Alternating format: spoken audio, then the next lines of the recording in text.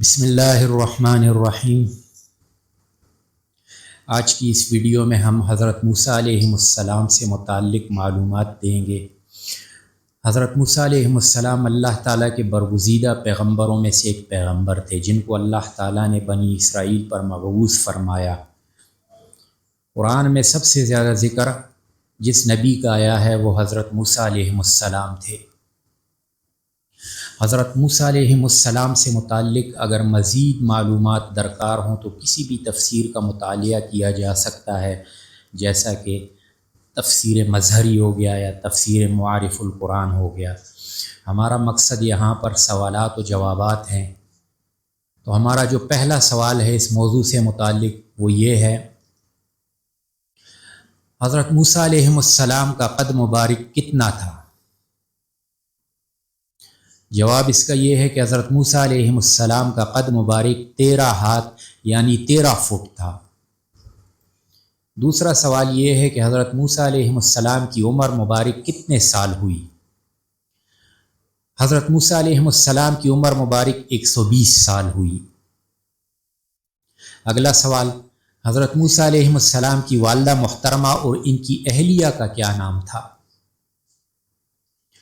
حضرت موسیٰ علیہ السلام کی والدہ کے نام سے متعلق 4 اقوال ملتے ہیں۔ نمبر 1 محیانہ بنت یسحبر بن لاوی، نمبر 2 بازخط، نمبر 3 بارخا، نمبر 4 یوحاند۔ چوتھا قول جو ہے یہ صحیح ہے، اور آپ کی اہلیہ کا نام صفور اور بعض نے صفوریہ اور بعض نے صفورہ بتلایا ہے۔ حضرت موسیٰ علیہ السلام کا مقابلہ جن 4 گروہوں سے ہوا تھا ان کی تعداد کیا تھی اور وہ کس چیز پر بیٹھے تھے اور ان کے ہاتھ میں کیا تھا؟ جس کا جواب یہ ہے کہ وہ 4 گروہ جادوگر تھے جن کی تعداد 70,000 تھی۔ ہر جادوگر کرسی پر بیٹھا تھا اور ہر ایک کے ہاتھ میں رسی تھی۔ یہ اگلا سوال، حضرت موسیٰ علیہ السلام کے عصا کا کیا نام تھا؟ حضرت مقاتل نے اس کا نام نبعہ ذکر کیا ہے اور حضرت ابن عباس رضی اللہ تعالیٰ عنہ نے ماشا کہا ہے۔ سوال، حضرت موسیٰ علیہ السلام کے پاس یہ عصا کہاں سے آیا تھا اور یہ کس درخت کا تھا؟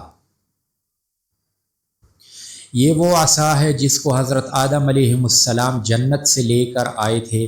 یہ واسطہ در واسطہ حضرت شعیب علیہ السلام کے پاس پہنچ گیا تھا اور حضرت شعیب علیہ السلام نے بکریاں چرانے کے لیے حضرت موسیٰ علیہ السلام کو عنایت فرمایا تھا، اور یہ جنت کے درخت ریحان کی لکڑی کا بنا ہوا تھا۔ اس عصا کی لمبائی کتنی تھی؟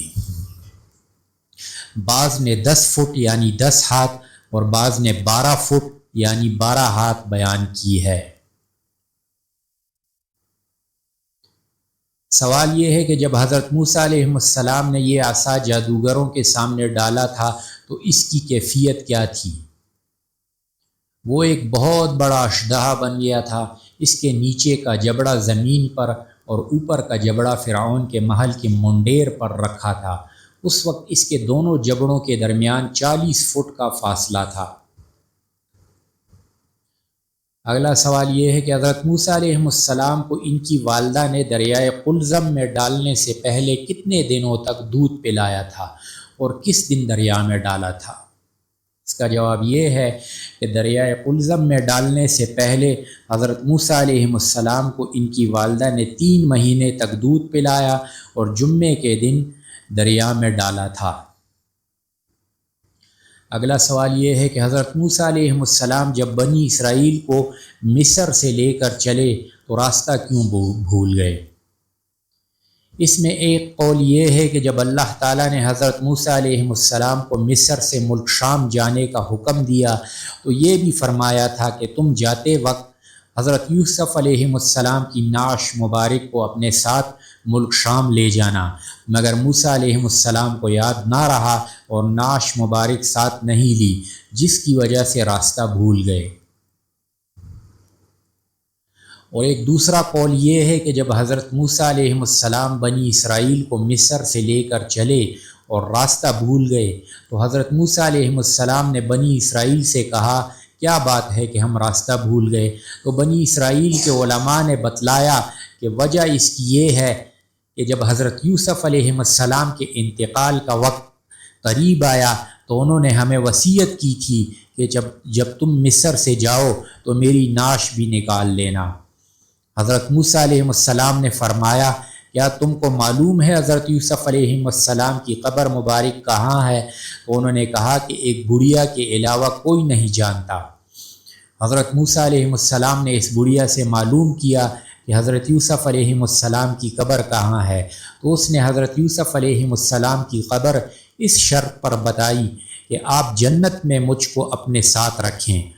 حضرت موسیٰ علیہ السلام نے بحکم خداوندی یہ شرط منظور کر لی، تب اس بڑھیا نے حضرت یوسف علیہ السلام کی نعش مبارک کا پتہ دیا۔